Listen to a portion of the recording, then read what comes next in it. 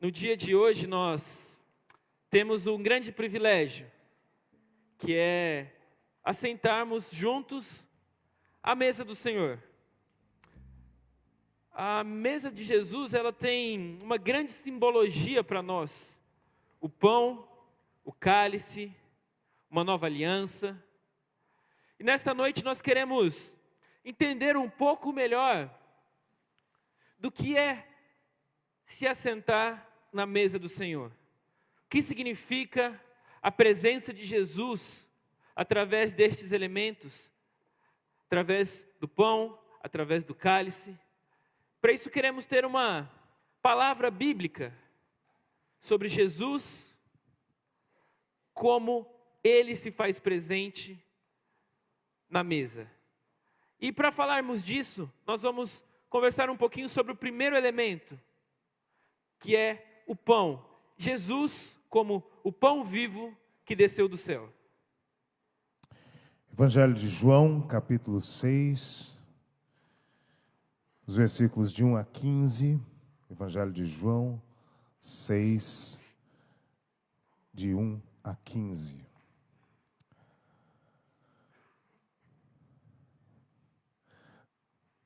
Depois dessas coisas, atravessou Jesus o mar da Galileia, que é o de Tiberíades, e seguia-o numerosa multidão, porque tinham visto os sinais que ele fazia e a cura dos enfermos. Então subiu Jesus ao monte e assentou-se ali com os seus discípulos. Ora, a Páscoa, festa dos judeus, estava próxima. Então Jesus, erguendo os olhos e vendo que grande multidão vinha ter com ele, disse a Filipe: onde compraremos pães para lhes dar a comer? Mas dizia isto para o experimentar, porque ele bem sabia o que estava para fazer. Respondeu-lhe Filipe: não lhes bastariam 200 denários de pão para receber cada um o seu pedaço? Um de seus discípulos, chamado André, irmão de Simão Pedro, informou a Jesus: está aí um rapaz, um menino, que tem 5 pães de cevada e 2 peixinhos. Mas isto que é para tanta gente? Disse Jesus: fazei o povo assentar-se, pois havia naquele lugar muita relva, grama. E assentaram-se, pois, os homens em número de 5.000. Então Jesus tomou os pães e, tendo dado graças, distribuiu entre eles. E também igualmente os peixes, quanto queriam.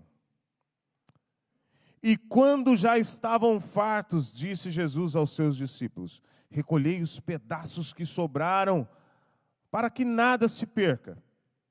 Assim, pois, o fizeram e encheram 12 cestos de pedaços dos 5 pães de cevada, que sobraram aos que haviam comido. Vendo, pois, os homens o sinal que Jesus fizera, disseram: este é verdadeiramente o profeta que devia vir ao mundo.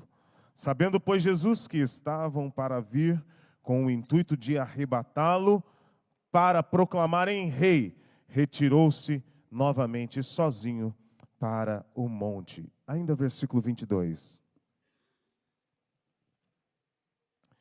No dia seguinte, a multidão que ficava do outro lado do mar notou que ali não havia senão um pequeno barco, que Jesus não embarcara nele com os seus discípulos, tendo esses partido sós.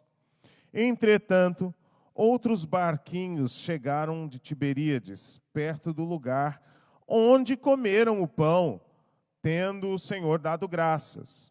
Quando, pois, viu a multidão que Jesus não estava ali, nem os seus discípulos tomaram os barcos e partiram para Cafarnaum à sua procura. E tendo encontrado no outro lado do mar, lhe perguntaram: Mestre, quando chegaste aqui? Respondeu-lhe Jesus: em verdade vos digo, vós me procurais, não porque vistes sinais, mas porque comestes dos pães e vos fartastes. Trabalhai não pela comida que perece, mas pela que subsiste para a vida eterna, a qual o Filho do Homem vos dará, porque Deus, o Pai, confirmou com o seu selo. Dirigiam-se, pois, a ele, perguntando: que faremos para realizar as obras de Deus? Respondeu-lhe Jesus: a obra de Deus é esta, que creiais naquele que por ele foi enviado.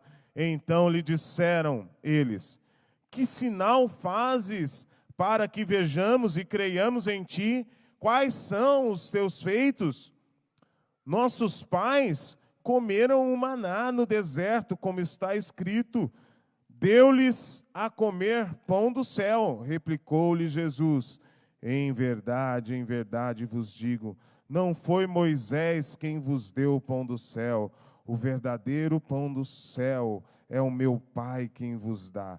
Porque o pão de Deus é o pão que desce do céu e dá a vida ao mundo.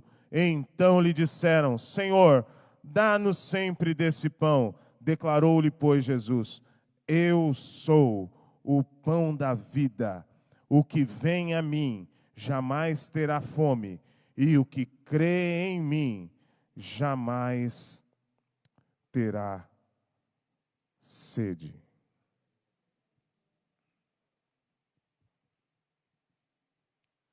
Meus irmãos, o Evangelho de João, ele é escrito sobre a perspectiva de 7 milagres. São 7 sinais. Diferente dos outros evangelistas, João escolhe 7 milagres que compreendem a totalidade da pessoa de Jesus. Esses 7 milagres ou 7 sinais são suficientes para revelar a pessoa do Cristo.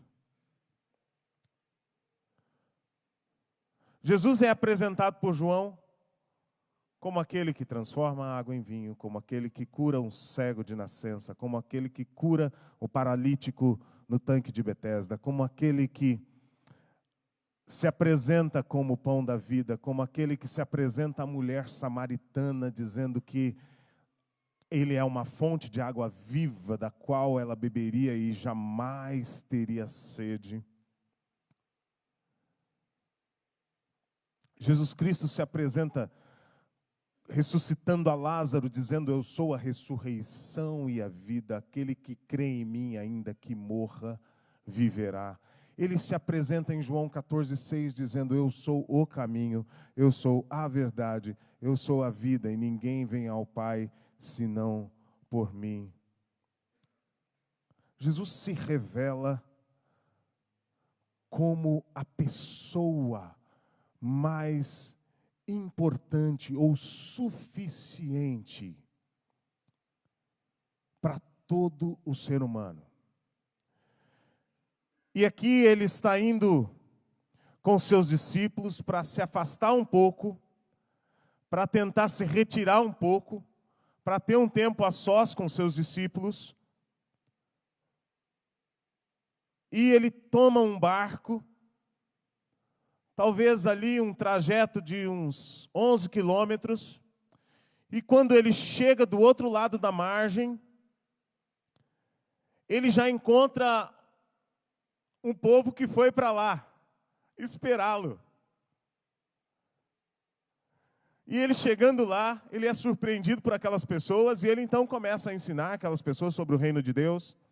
E ele passa o dia todo ensinando, e chega o final da tarde, então ele pergunta aos seus discípulos: Vamos dar alguma coisa para eles comerem. E aí Filipe, um dos seus discípulos, diz que a gente vai precisar de 200 denários. Cada denário, na moeda da época, significa um salário de um trabalhador. E aí eles fazem uma conta rápida lá. Isso significa que mais ou menos 8 meses de um trabalhador precisaria para alimentar aqueles 5.000 homens, fora mulheres e crianças. Para que cada um pudesse comer pelo menos um pedaço de pão. E Jesus fala para eles: ajuntem esse pessoal aí, sentem eles na grama. E Jesus faz uma oração, tomando as mãos um lanche de um menino que estava lá. E nesse lanche há um pão e uns peixes. E essa oração é uma oração intrigante. Eu queria descobrir, quem sabe, uma receita, né, desse tipo de oração. Já pensou se a gente soubesse fazer esse tipo de oração que Jesus faz? E ele começa a distribuir, a compartilhar. O quanto eles queriam, eles comeram.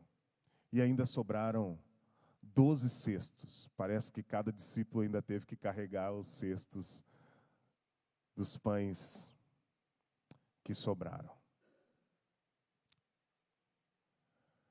No outro dia,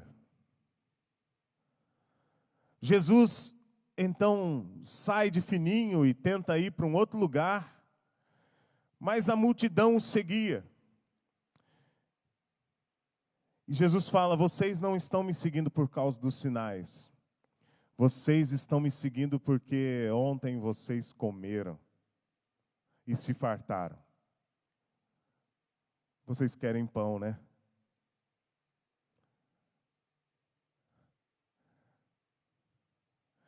E parece que eles haviam esquecido do próprio milagre e do Deus que pode fazer grandes coisas e grandes milagres. E parece que esse tipo de amnésia é recorrente em nós também. Porque este povo que tem na sua história um Deus que mandou um alimento do céu, o maná que caiu do céu. Um povo que experimentou um sustento no deserto. Um povo que viu que as suas sandálias não se desgastavam durante 40 anos no deserto. Um povo que viu Deus os alimentando. Um povo que viu a água saindo da rocha.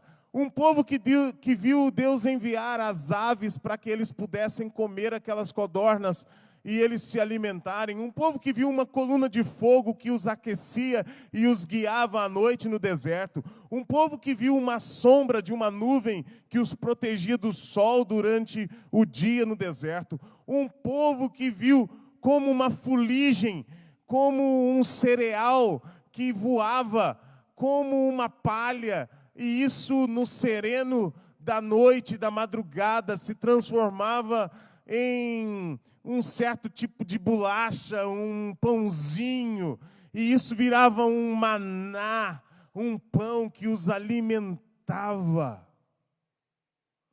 Eles viram um pão que vinha do céu, e mesmo assim pediam: Senhor, dá-nos um sinal. Nós vimos o maná cair do céu. Ontem nós fomos alimentados 5.000 homens, fora mulheres e crianças, e ainda estamos hoje pedindo um sinal.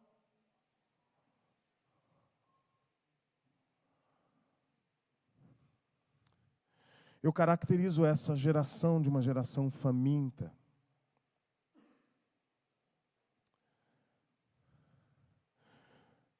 De gente que conhece a Deus. De gente que sabe do poder de Deus. De gente que sabe do que Deus é capaz de fazer.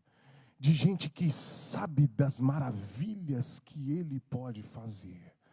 mas de gente que ainda não foi nutrida e ainda não foi alimentada da pessoa, do pão vivo, que é o próprio Cristo. Quando Jesus diz, eu sou o pão vivo, eu sou o pão da vida, Ele está dizendo, alimentem-se de mim. Ele não está dizendo que vai prover o alimento para você. Ele não está garantindo para você que vai saciar a sua fome. Sabe por quê? Porque a sua palavra diz que nem só de pão viverá o homem. Satisfazer as suas necessidades, resolver os teus problemas financeiros, curar a tua enfermidade, ou fazer os milagres, ou realizar as coisas que você precisa e não consegue fazer, não é a prioridade de Deus para mim ou para você. A prioridade de Deus para mim e para você é que você entenda o propósito eterno de que quando eu e você nos alimentarmos do Cristo, você e eu não precisaremos de mais nada. Amém, irmãos?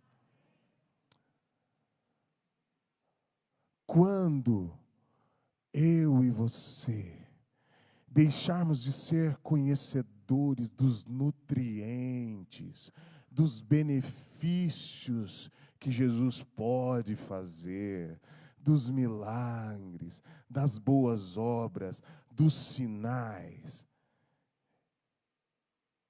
e tivermos uma experiência de degustação, tivermos uma experiência de nos alimentarmos, aí sim, a gente vai entender que Ele é o pão da vida.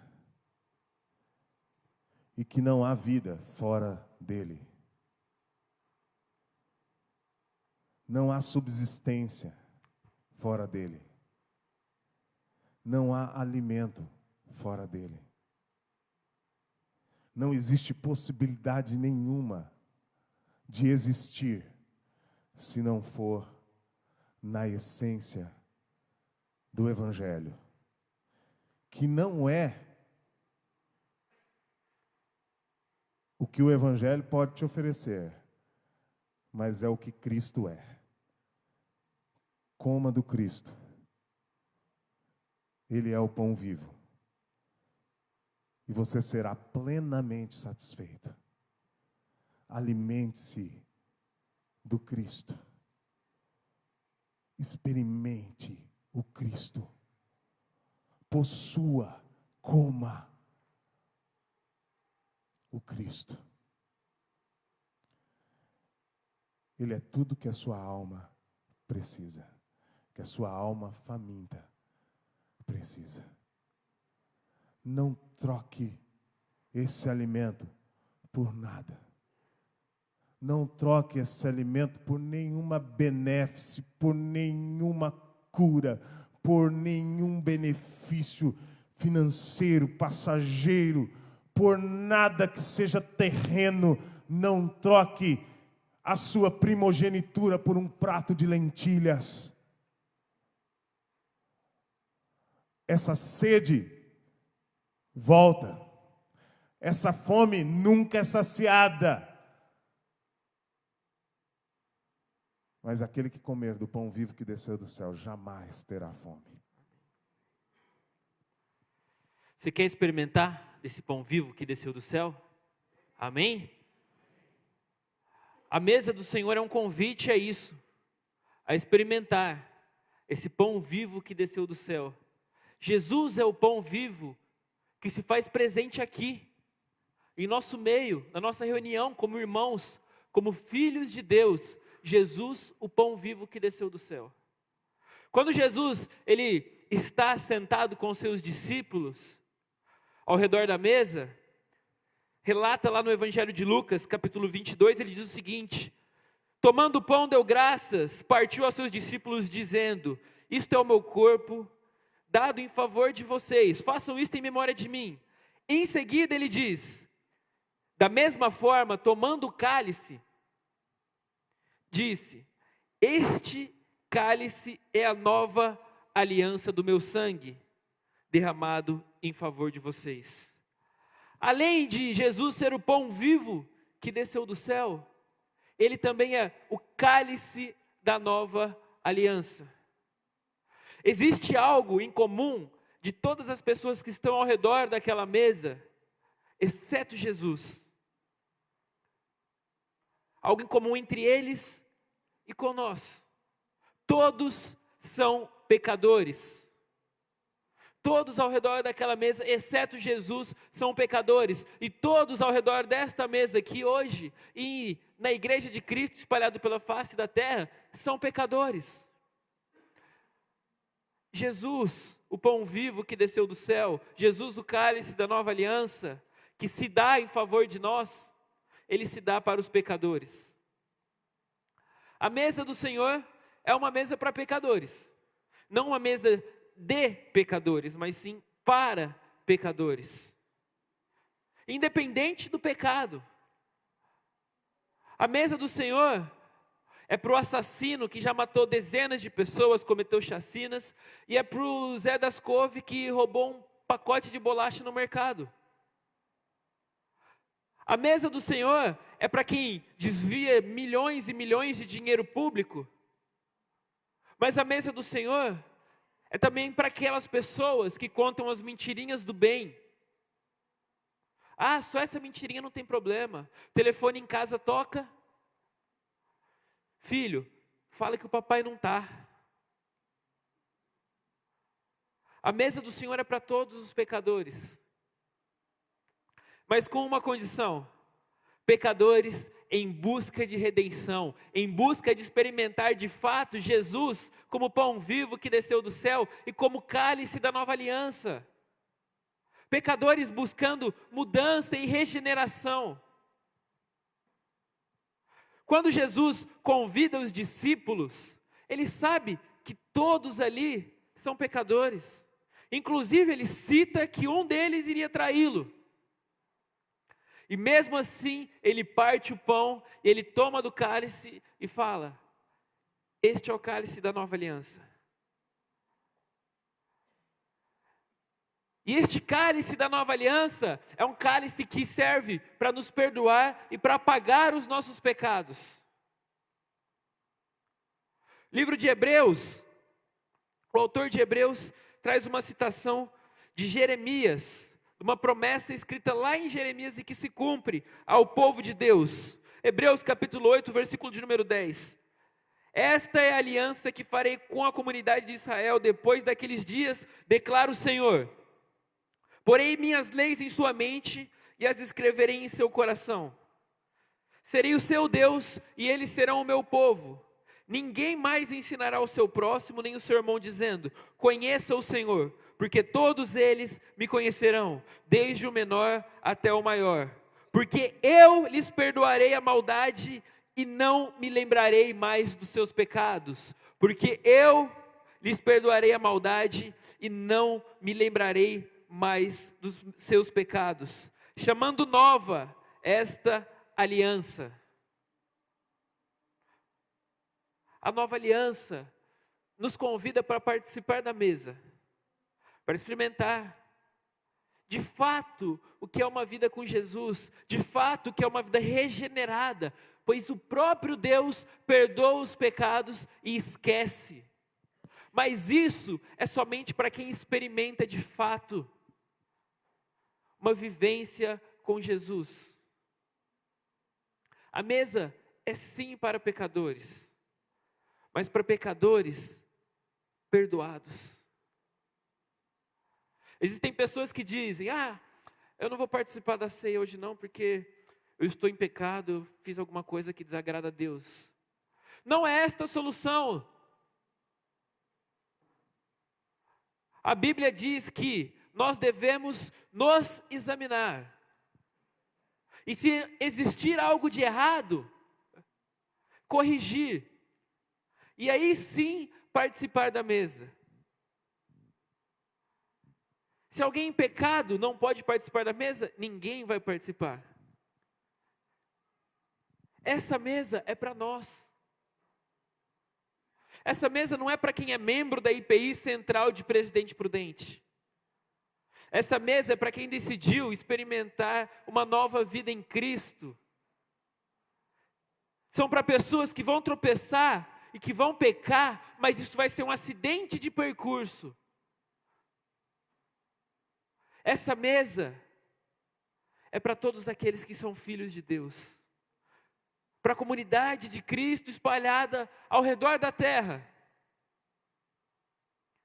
Para quem não quer só os benefícios do Evangelho, mas para quem quer ter parte do Evangelho de Jesus Cristo, nosso Senhor e Salvador. É para essa mesa que Jesus nos convida. Para a mesa do arrependimento, para a mesa do perdão, para a mesa da transformação. Por isso que nós celebramos a morte e a ressurreição de Cristo ao sentarmos na mesa de Jesus.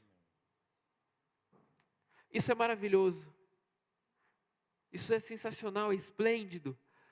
Temos a oportunidade de fazermos parte da mesa de Jesus.